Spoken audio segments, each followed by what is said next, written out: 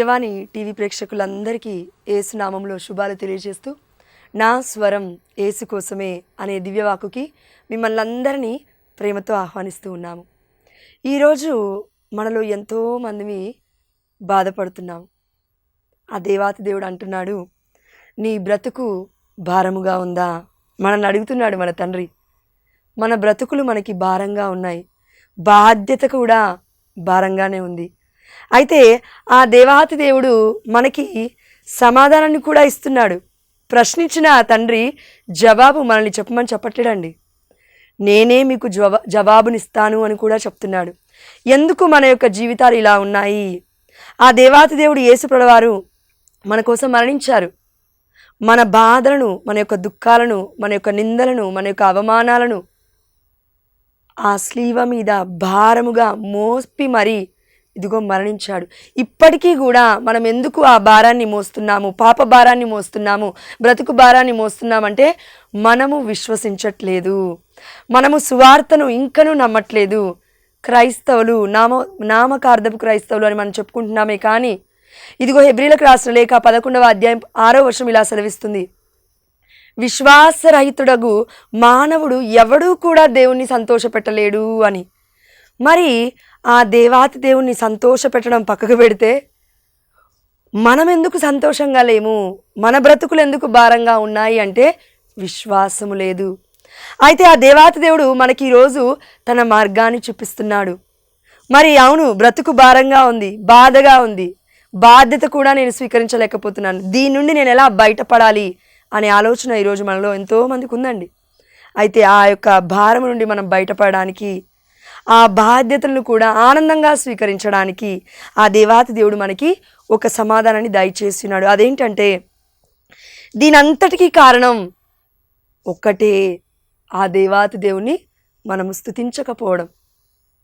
ప్రార్థించడమే అవ్వట్లేదు, స్తుతించడం ఎలా అవుతుంది అని ఆలోచిస్తున్నారా? చూడండి, ప్రార్థనకి స్తుతించడానికి చాలా వ్యత్యాసం ఉంది. ప్రార్థన అంటే మన మనవులను ఆ దేవాతి దేవుడికి అర్పించడం, లేదంటే ప్రార్థన అంటే ఆ దేవాతి దేవుడితో మనము సంభాషించడం. ప్రార్థన అంటే మనకేం కావాలో దేవుణ్ణి అడగడం. కానీ ప్రార్థనలో స్తుతి ప్రార్థన వేరు, స్తుతించడం వేరు. అందుకే దేవుడు అంటున్నాడు, కీర్తనలు 150 అధ్యాయాలు ఉన్నాయండి. ఎప్పుడైనా మనం ఆలోచించామా? పరిశుద్ధమైన గ్రంథంలో 73 పుస్తకాలు ఉన్నాయి. ఈ 73 పుస్తకాలు కూడా ప్రతి సువార్తలో, లేదంటే మన మత్తయి సువార్త, లూకా సువార్త, మార్కు సువార్త, యోహాను సువార్త, లేదంటే మన పాత నిబంధన ఆది కాండం నుంచి కొత్త నిబంధన ఎండింగ్ దర్శన గ్రంథం వరకు కూడా ఎక్కడా కూడా మనం స్తుతులను ఎక్కువగా చూడలేదు, కానీ కీర్తన గ్రంథంలో చూస్తూ ఉన్నాము. ఎందుకు కీర్తన గ్రంథంలో 150 కీర్తనలు స్తుతులే ఉన్నాయి? స్తుతులు మన స్థితిని మారుస్తాయి. ఆ స్తుతుల సింహాసనంపై ఆసీనుడైన మన తండ్రి మన ప్రార్థన అతి త్వరగా వింటాడు. ప్రార్థన చేస్తే ఎంత మటుకు వింటాడో చాలా తక్కువ అండి, కానీ స్తుతి చేస్తే చాలా త్వరగా మన ప్రార్థన ఆ దేవాతి దేవుడికి వినబడుతుంది. ఎందుకంటే మన వాక్యాల్లో చూసినాము, ఆ దేవాతి దేవుడు 2 స్థలాలలో కొలువై ఉంటాడంట. మొదటిగా పరలోక రాజ్యములో, అంటే ఒక సింహాసనం పైన ఆసీనుడై ఉంటాడు.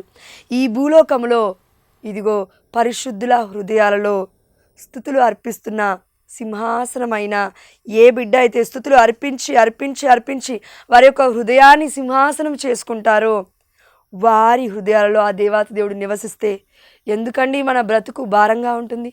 ఈ బ్రతుకులు భారంగా మారి ఇదిగో డిప్రెషన్కి, స్ట్రెస్కి, ఒత్తిడికి తట్టుకోలేక చనిపోతూ ఉన్నారు బిడ్డలు ఎంతోమంది ఈ రోజులలో.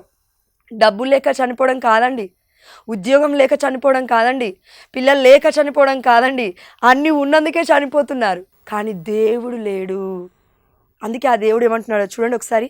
150వ కీర్తన 6వ వచనము. దావీదు గారికి పని లేకుండా రాలేదండి 150 కీర్తనలు.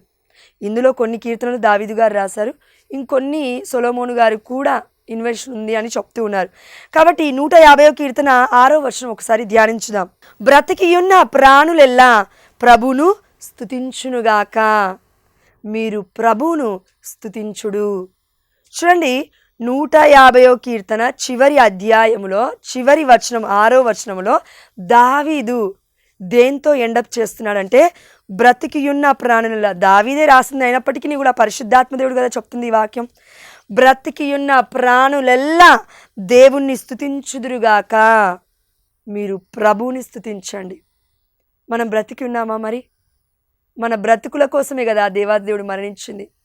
మనం మంచిగా బ్రతకాలనే కదా దేవుడు మన మొత్తము పాప భారాన్ని ఆ శిలువలో మోసుకొని, ఇదిగో యెషయా గ్రంథము 53వ అధ్యాయం 5వ వచనంలో చూసాము, మన గాయముల కొరకు తను గాయపడ్డాడు, మన నిందల కొరకు ఆ దేవాతి దేవుడు అవమానపడ్డాడు. శిలువలో 33.5 సంవత్సరాలు ఉన్న ఆ యొక్క యేసు ప్రభుల వారండి ఎందుకు అంత యవ్వన స్థితిలో మరణించాడు? ఎందుకు ఆ స్థితిలో బట్టలు లేకుండా మరణించాల్సి వచ్చింది? ఎందుకు అవమానానికి గురయ్యాడు? నీ కోసం, నా కోసమే. కాబట్టి ఆ దేవాతి దేవుడు మన కనులు తెరుస్తున్నాడు. అదేంటంటే బ్రతికి ఉన్న ప్రాణులెల్లా దేవుని స్తుతించండి. ఈ సమయంలో మనలో చాలామంది ఇలా అనుకుంటూ ఉన్నాము, దేవుడు నాకేం మేలు చేశాడని నేను స్తుతించాలి. ఒక్కసారి మనం ధ్యానించుదామా? ఏం మేలు చేశాడో ఆ దేవాతి దేవుడు. రోజు నువ్వు నేను ఉదయకాల సమయంలో లేవము అంటే చెప్తున్నానండి ఎగ్జాంపుల్. చాలా మటుకు మనలో చాలామందిని ఉదయకాల సమయంలో లేవము. కోళ్ళు సైతము పొద్దున 3 గంటలకు లేచి మొత్తుకుంటూనే ఉంటాయి. ప్రాణి అది కూడా కొకరొక్కో అని అంటుంది, నేను బ్రతికే ఉన్నాను, నన్ను ఎవరు కూడా ఈరోజు కోసుకొని తినలేదు అని అది ప్రకటిస్తూ ఉంది. ఈవెన్ మన ఇంట్లో ఉన్న చిన్న చిన్న పక్షులు సైతము, లేదంటే ఈ యొక్క మన యొక్క ప్రపంచంలో ఎన్నో పక్షులు ఉన్నాయి కదండి, ఏదో ఒకటి పిచ్చుకలు సైతం సౌండ్ చేస్తూ ఉంటాయి. కాకులు సైతం క్రో క్రో క్రో అంటూ మొత్తుకుంటూనే ఉంటాయి. అంటే ఇవన్నీ కూడా దేవుని స్తుతిస్తూ ఉన్నాయి. ఈవెన్ నక్కలు, కుక్కలు సైతము, తోడేళ్ళు సైతము, కరెక్ట్గా చెప్పాలంటే వన్య మృగాలు, ఘోరమైన మృగాలు సైతము గర్జిస్తూనే ఉన్నాయి, నేను బ్రతికున్నానని చెప్తున్నాయి. కానీ మనిషి మాత్రమే అండి ఉదయకాల సమయంలో లేవడు, దేవుడికి స్తుతి ప్రార్థన అర్పించడు. తండ్రి నేను బ్రతికి ఉన్నాను, అందుబట్టి నీకు స్తోత్రమయ్యా నాను. అయినప్పటికీ దేవుడు కాపాడుతున్నాడు. నువ్వు నేను ప్రార్థన చేయట్లేము, అయినప్పటికీ దేవుడు కాపాడుతున్నాడా లేదా? నువ్వు నేను ఇలా ఉదయకాల సమయంలో లేచి, అయ్యా ఈరోజు నన్ను కాపాడు, సకల శోధన నుండి నన్ను కాపాడు, సకల ప్రమాదం నుండి నన్ను కాపాడు, ఇదిగో శత్రువు యొక్క బంధకాల నుండి నన్ను విడిపించు అని మనం ప్రార్థన చెయ్యం. అయినప్పటికీ దేవుడు కాపాడాడా లేదా? 30 సంవత్సరాలు ఉన్నాయా, 40 సంవత్సరాలు ఉన్నాయా, 50 సంవత్సరాలు ఉన్నాయా, ఇప్పటికీ బ్రతికి బట్టగడుతున్నావా లేదా? అంటే నువ్వునేమో అడగలేదు దేవుణ్ణి, అయ్యా నాకు ఈరోజు వేసుకోవడానికి ఈ బట్టలు కావాలి, ఈ కలర్ కావాలి, లేదంటే తినడానికి 3 పూటల తిండి కావాలి, అయ్యా నేను జాబ్కి వెళ్ళొస్తున్నాను, అయ్యా నన్ను జాగ్రత్తగా చూసుకో, తండ్రి నీకు స్తోత్రం అని ప్రతి పనిలో, ప్రతి క్షణము, ప్రతి విషయాన్ని ఏ బిడ్డ అయినా సమర్పిస్తుందా? ఆ దేవాతి దేవుడికి లేదు. అందుకే ఆ దేవాతి దేవుడు కృపామయుడు, దయామయుడు, ప్రేమామయుడు కాబట్టే, ప్రేమ స్వరూపుడు కాబట్టే నువ్వు నేను అడగకపోయినా ఎన్నో ఆశీర్వాదాలను ఇస్తూ ఉన్నాడు. ఎన్నో గొప్ప దీవెనలు మన మీద కుమ్మరిస్తూనే ఉన్నాడు ఆ తండ్రి. మనము దీవెనలు లెక్క పెట్టమండి, ఆశీర్వాదాలు లెక్క పెట్టమండి, కానీ జాబ్ ఏది, బిజినెస్ ఏది, ఇంట్లో ఆస్తులై అంతస్తులై, కారేది, బంగ్లా ఏది, ఇలా ఉన్నాయి మన ప్రార్థనలు. దేవుడిచ్చిన దాన్ని, అమూల్యమైన నీ జీవితాన్ని ఎంత మటుకు నీవు ఆనందంగా అనుభవించగలుగుతున్నావు? ఇది కదా దేవుడికి కావాల్సింది. అందుకే ఒక పాట ఉంది కదండి, జగమంతా తిరిగాను సర్వజనులనడిగాను, జగమంతా తిరిగాను సర్వజనులనడిగాను, చివరికది నీలోనే కనుగొన్నాను ప్రభు, చివరికది నీలోనే కనుగొన్నాను. ఎంత మంచి దేవుడవయ్యా యేసయ్యా, చింతలన్నీ తీరునయ్యా నిన్ను చేరినా. చూడండి, చింతలన్నీ తీరునయ్యా నిన్ను చేరినా. మన చింతలు తీరాలంటే మనము ఎమ్మెల్యే దగ్గరకో లేదంటే సీఎం దగ్గరికో వెళ్తే తీర్చలేరండి. అక్కడికి వెళ్ళాలన్నా కూడా మనకి పర్మిషన్ కావాలి. దేవుడి దగ్గర ఏ మధ్యవర్తి లేడు కదా. ఆ దేవాతి దేవుడు మన ప్రార్థనలు వింటున్నాడు కదా. మధ్యవర్తి అంటే అండి, పునీతుల మధ్యవర్తిత్వ ప్రార్థన మనం అడగొచ్చు, మరియ తల్లి ప్రార్థన అంతకన్నా శక్తివంతమైనది కాబట్టి మనం అడగొచ్చు, ఆ దేవాతి దేవుడు సకల దేవదూతల్ని మన కోసం ఏర్పాటు చేస్తున్నాడు కాబట్టి ఆ యొక్క కాపుదలగా వారి మధ్యస్థ ప్రార్థన మనం అడగొచ్చు. ఎవ్వరి ప్రార్థన అయినా మనం అడిగితే ఆ దేవాతి దేవుడు కాపాడడానికి సిద్ధముగా ఉన్నాడు. మన చింతలు వినడానికి ఆ దేవుడు ఎల్లవేళలా మనకి అవైలబుల్గా అందుబాటులో ఉన్నాడు. అందుకే దేవాతి దేవుడు అంటున్నాడు ఇదే కీర్తనల గ్రంథంలో, మన దేవుడు నిద్రపోడంట, కునుకడంట. 120వ కీర్తన 121వ కీర్తన అనుకుంటానండి. మరి మనం ఎందుకు ఇలా నిద్రపోతున్నాము? ఎందుకు మనము అవిశ్వాసంలో ఉన్నాము? ఎందుకు మనము ఇన్ని బాధలకి మనం గురి అవుతున్నామంటే దేవుడి మీద విశ్వాసం లేదు. ఒకటి చూడండి, విశ్వాసం ఎలా వస్తుంది? ఇదిగో వినుట వలన విశ్వాసము కలుగును, అది యేసుక్రీస్తు వాక్కు వలన కలుగును. రోమీయులకు రాసిన లేఖ 10వ అధ్యాయం 17వ వచనము. మరి దేవుడి వాక్యం వినడానికే నీకు నాకు సమయం లేకపోతే విశ్వసించడం ఎలా జరుగుతుందండి? నువ్వు నేను జాబ్ చేస్తున్నట్లయితే, ఒకవేళ నేను చేయట్లేనండి, దేవుడి పరిచర్య నా జాబ్.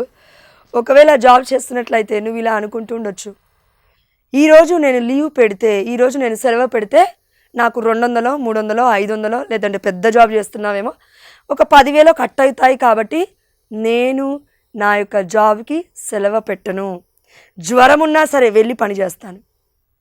కానీ దేవుడి విషయంలో ఎందుకు మనకి ఈ దృక్పథం లేదు? నేను ఎలాంటి పరిస్థితుల్లో అయినా సరే లేచి ప్రార్థిస్తాను, నా దేవుడు నా పట్ల చేసిన ఎన్నో అద్భుతమైన కార్యములను నేను స్తుతిస్తాను అని ఎప్పుడూ మనం ఎందుకు అనుకోవట్లేము? చూడండి, ఈ లోకంలో మనం జీవిస్తున్నాము కాబట్టి, ఆధ్యాత్మికంగా మనం చనిపోతున్నాము కాబట్టి మన బ్రతుకు భారముగా ఉంది.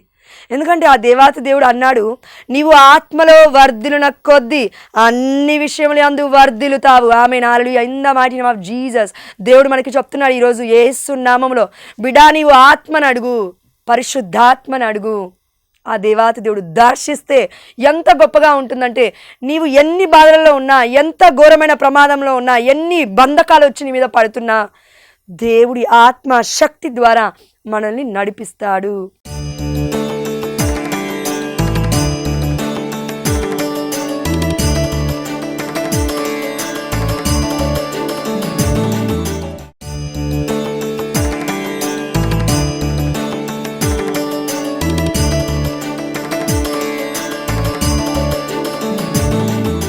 ఆదికాండము 2వ అధ్యాయము 7వ వచనంలో మనం ఇలా చూస్తున్నాం, ఆ దేవాతి దేవుడు మానవుణ్ణి మట్టితో చేశాడు, తన ముక్కు రంధ్రములో తన శ్వాసని ఊదగానే మానవుడు జీవము గలవాడయ్యను. కాబట్టి జీవించాలి, బ్రతకాలి, మనం బాగుండాలి అంటే జీవాత్మ మనలో ఉండాలి. ఆ జీవాత్మ ఎవరు? ఆ దేవాతి దేవుడు మనకిచ్చిన ఊపిరి. ఈ ఊపిరి ఉన్నంత వరకు ఆ దేవాతి దేవుని స్తుతించడం మనం ఎప్పుడైతే మర్చిపోతామో, మన ఊపిరి పీల్చుకోవడం కూడా మనకి భారంగానే ఉంటుందండి. ఒక్కొక్కసారి మనం ఇలా అంటూ ఉంటాము మన కుటుంబ సభ్యులతో, నేను ఎందుకు బ్రతుకున్నానో నాకే తెలీదు, చచ్చిపోతే అయిపోతుంది కదా. భర్త భార్యతో, భార్య భర్తతో, ఎవరితో అనాలో తెలియక, నీ వల్లే నాకు ఈ సమస్యలు, నీ వల్లే నాకు ఈ సమస్యలు అని భర్త భార్యని, భార్య భర్తని, పిల్లలు తల్లిదండ్రుల్ని, తల్లిదండ్రులు పిల్లలని, అత్తమామలని, కోడలని, ఇలా ఉందండి పరిస్థితి. ఇదంతా ఎందుకు జరుగుతుందంటే కేవలం మన బ్రతుకు యొక్క గొప్పతనం మనకు అర్థం కాకపోవడమే. దేవుడు ఎవరో మనకు అర్థమవుతే, దేవుడి రక్తం యొక్క అమూల్యత, ఆ యొక్క ప్రీషియస్ బ్లడ్ ఆఫ్ జీసస్ అంటాము. ఈ నెల అంతయు కూడా మనం ఈ జూలైలో యేసు ప్రభువారి యొక్క రక్తాన్ని కదా ధ్యానిస్తూ ఉంది. ఈ యొక్క రక్తములో ఉన్న పరిశుద్ధత, ఈ యొక్క రక్తములో ఉన్న రక్షణ మనకు అర్థమవుతే మనము బాధపడమండి. నా దేవుడు ఉన్నాడు కదా, నా తండ్రి ఉన్నాడు కదా, నాకు భరోసా ఉన్నాడు కదా అని ఎంతో ఆనందపడతాం మనం. అందుకే అండి ఆనాడు అపోస్తలులు ఎంత ఘోరమైన మరణాన్ని పొందారు. 12 మంది ఒక్కొక్కరు ఒక్కొక్క మరణాన్ని అండి, హతసాక్షులుగా, వేదసాక్షులుగా బల్లెములతో పొడవబడ్డారు. సింహపు బోనులో వేసినప్పుడు ఇదిగో సింహాలు చీల్చి తినేశాయి, ఒక్కొక్క అవయవం ఒక్కొక్క భాగముగా చీల్చి తినేశాయి. అప్పుడు ఉన్న 300 సంవత్సరాల సమయంలో, ఫస్ట్ 3 సెంచరీలలో, 3 శతాబ్దాలలో కూడా విశ్వాసుల జీవితాలు ఇలా లేవు. మనలాగా బాధ రాగానే ఏడవడం ఇలా లేదండి. దేవుడి కోసమే మరణించడం వారి యొక్క జీవితాలు. మనం ఈరోజు దేవుడి కోసం మరణించాల్సిన అవసరం లేదు. దేవుడి కోసం జీవిద్దాం, దేవుడి కోసం బ్రతుకుదాం. దేవుడు ఎలా జీవించమని కోరుకుంటున్నాడంటే, నీకు ఇచ్చిన బాధ్యతను నీవు సక్రమంగా నెరవేర్చడమే దేవుణ్ణి స్తుతించినట్లు. ఇప్పుడు అర్థమైందండి. దేవుని స్తుతించడం అంటే 24 గంటలు ఇంట్లో కూర్చొని స్తుతి ఆరాధన అని పాటలు పాడడం కాదండి. దేవుడు ఇచ్చిన పనికి విధేయత చూపిస్తూ దేవుడి చిత్తానుసారంగా జీవిస్తే, ఆ బాధ్యతను మనం నెరవేరిస్తే అది మనము దేవుడికి ఇచ్చే స్తుతి బలి, కృతజ్ఞత బలి. ఆ దేవుణ్ణి మనం ఆరాధించినట్లే లెక్క. అందుకే ఆనాడు అపోస్తులు ఎన్నో దేశాలు తిరిగి దేవుడి పరిచర్య చేశారు. వారు ఒకే ప్లేస్లో ఉండి దేవాన్ని నిన్ను స్తుతిస్తున్నానని ఉండలేదండి. వాళ్ళు ప్రయాణములో దేవుని స్తుతించారు, వారి పనులలో దేవుని స్తుతించారు, అదేవిధంగా వారి యొక్క కుటుంబాలలో దేవుని స్తుతించారు, వారు పిల్లలు కలిగి ఉన్నందుకు దేవుని స్తుతించారు. అంటే శిష్యులండి, అపోస్తుల గురించి అనట్లేదు. అపోస్తులు అంటే వారు ఇప్పుడు దాని తర్వాత మన బిషప్స్ కదా, ఇప్పుడు మనకున్న పేరు బిషప్స్. కాబట్టి ఈ రోజున మనము బాధపడుతున్నాము, మన బ్రతుకు భారంగా ఉందంటే దానికి కారణము మన ఆలోచనలు, మన బుద్ధి. చూడండి, ఆ దేవాతి దేవుడు ఏమంటున్నా అంటే మన ఆలోచనలు చాలా శక్తివంతమైనవి. అందుకే యేసుప్రభువు వారు మార్గం గుండా వెళ్తూ ఉన్నప్పుడు ఎంతోమంది వచ్చి యేసుప్రభువుని ముట్టుకోగానే శక్తి వెలువడుతుంది అని వాక్యం సెలవిస్తుంది. మహాశక్తి యేసుప్రభువు వారి యొక్క అంగి అంచును తాకగానే ఆ బిడ్డ కూడా, రక్తస్రావ రోగికి కూడా స్వస్థత వచ్చింది. ఎలా వచ్చింది చూడండి. ఇక్కడ స్వస్థత అనేది ఆధ్యాత్మికంగా శారీరకంగా 2 కారణాలు ఉన్నాయి. ఇప్పుడు ఆధ్యాత్మికంగా మనకి స్వస్థత అంటే ఏంటి, శారీరకంగా మనకి స్వస్థత అంటే ఏంటంటే, శారీరకంగా ఇప్పుడు ఒక డాక్టర్ దగ్గరికి వెళ్తాము, ఆ డాక్టర్ని కూడా దేవుడే కదా ఇచ్చింది. వెళ్ళి అయ్యా ఈ ప్రాబ్లం ఉంది అని చెప్తే వాళ్ళు దానికి తగ్గ వైద్యం చేసి మందులు ఇస్తారు, మెడిసిన్ ఇస్తారు కదండి. ఎస్, నువ్వు డాక్టర్ దగ్గరికి వెళ్ళి కూర్చొని సైలెంట్గా ఉంటే డాక్టర్ చెప్పమ్మా ఏంటి నీ పరిస్థితి ఏంటి, చెప్పయ్యా నీ బాధ ఏంటి అని అంటే ఏమో తెలియదు నాకంటే ఏమంటారు, పిచ్చి పట్టిందా వెళ్ళంటారు ఇక్కడి నుంచి. ఇలా నువ్వు నేను చెప్పాల్సిన అవసరం లేదు దేవాది దేవుడి దగ్గర. నువ్వు నేను చెప్పక ముందే మన తండ్రికి మన సమస్య ఏంటో తెలుసు. అయినప్పటికీ మన నోటితో మనం ఒప్పుకోవాలి. ఎందుకు తెలుసా ఒప్పుకునేది, మనం ఒప్పుకుంటున్నప్పుడు ఆహా నేను ఈ పాపం చేశాను మనకు గుర్తొస్తుంది. మళ్ళీ ఆ పాపం అలా ఒప్పుకున్నప్పుడు ఆ ఒప్పుకోలు ద్వారా అంటే పాప సంకీర్తన ద్వారా మనకి స్వస్థత విడుదల జరుగుతుంది. ఆమేన్, హల్లెలూయా. కాబట్టి ప్రియమైన దేవుడి బిడ్డలారా, ఈరోజు మనం ఉన్న పరిస్థితి అది ఏదైనా కావచ్చు, ఎంత ఆస్తిపరుడైనా కావచ్చు, లేదంటే ఎంత లో క్లాస్ అయినా మనం అయి ఉండొచ్చు, ఎంత మిడిల్ క్లాస్ అయినా మనం అయి ఉండొచ్చు. మన బాధ అంతా కూడా ఏంటంటే మన పాప భారము మనలో ఉంది. బ్రతుకును కూడా మనం మొయ్యలేకపోతున్నాము, బాధ్యతను కూడా మనం ఇదిగో భారంగా అనుభవిస్తూ ఉన్నామంటే దానికి కారణము మనలో పాప భారం ఉంది. అది లోపల ఉండి మనల్ని తినేస్తూ ఉంది. అందుకే కీర్తన గ్రంథంలో 3వ అధ్యాయం 6వ అధ్యాయంలో ఉంటుందండి, అయ్యా నా యొక్క ఎముకలు వణుకుచున్నవి, నా శరీరము కదలట్లేదు. ఎముకలు వణకడం ఏంటండి, శారీరకంగా బాగాలేమని అర్థం కాదు, దానికి ఆధ్యాత్మికంగా బాగోలేము. మనము స్పిరిచువల్గా, మెంటల్గా, ఫిజికల్గా, ఎమోషనల్గా అంటే మన బుద్ధి పరంగా, ఆలోచన పరంగా, మనం చేస్తున్న పనుల పరంగా, అదేవిధంగా ఆధ్యాత్మికంగా మనం బాగోలేమంటే దానికి కారణం మన బ్రతుకులు చూపిస్తుంటాయి ఇలా ప్రతిబింబముగా. మనం మాట్లాడితే ఆనందం ఉండదు. మనం ఎదుటి వాళ్ళతో మాట్లాడుతున్నప్పటికీ కూడా వారు అంటారు ఏంటి నీ ముఖం ఇలా ఉంది, ఈరోజు నిన్ను చూస్తే మాట్లాడబుద్ధి కావట్లేదు. ఈ రోజులలో, ఈ జనరేషన్లో మనం చూసుకుంటే, ఈ యుగంలో మనం చూసుకుంటే పరిశుద్ధాత్మ యుగం ఇది. పాత నిబంధన దేవాతి దేవుడు యెహోవా తండ్రి యొక్క యుగము, కొత్త నిబంధన యేసుప్రభువు వారి యొక్క యుగము, ఈ కాలము పరిశుద్ధాత్మ దేవుడి యొక్క యుగము. పరిశుద్ధాత్మ దేవుని మనం పొందుకోకుండా ఇదిగో నేను ఈ యొక్క మొబైల్ వరల్డ్లో బ్రతుకుతాను, ఫోన్లు పట్టుకొని జీవిస్తాను, ఏఐ ఆర్టిఫిషియల్ ఇంటెలిజెన్స్ టెక్నాలజీలో నేను జీవిస్తున్నాను, నాకు దేవుడు అవసరం లేదని నువ్వు ఎప్పుడైతే దేవుని ధిక్కరిస్తావో, దేవుని ఎప్పుడైతే పరిశుద్ధాత్మ దేవుని ఏడిపిస్తావో, చేయాల్సిన పనులు సక్రమంగా చేయకుండా ఆ దేవాతి దేవుడు నీకు నాకు ఇచ్చిన గొప్ప అతి గొప్ప సాక్రమెంట్ దివ్య సంస్కరణ ఒప్పుకోలు పాప సంకీర్తన ఎప్పుడైతే మనం చేయమో మన బ్రతుకులే మనకి భారము. ప్రియమైన బిడ్డ, నిన్ను నీవుగా కూడా మోయలేవు. చూడండి, పక్షి ఎగురుతుందంటే అది చాలా లైట్ వెయిట్ ఉంటుంది, చాలా తక్కువ బరువు ఉంటుంది. మనము కూడా దేవుల్లో ఆనందించాలంటే పునీత పౌలు గారు అంటున్నారు కదా, ఫిలిప్పీయులకు రాసిన లేఖ 4వ అధ్యాయం 4వ వచనంలో అనుకుంటాను, ఆనందించుడి. నేను మీకు మరలా చెప్తున్నాను, ప్రభువులో ఆనందించుడి. మనలో ఎంతమంది ఆనందిస్తున్నాము? ఈ రోజున నేను జాబ్ చేయట్లేనని నా భర్త జాబ్ చేస్తున్నాడు, ఆనందిస్తున్నాం. శ్రమలు లేవా? బాధలు లేవా? ఉన్నాయి, ఉంటాయి, అవి ఉంటాయి.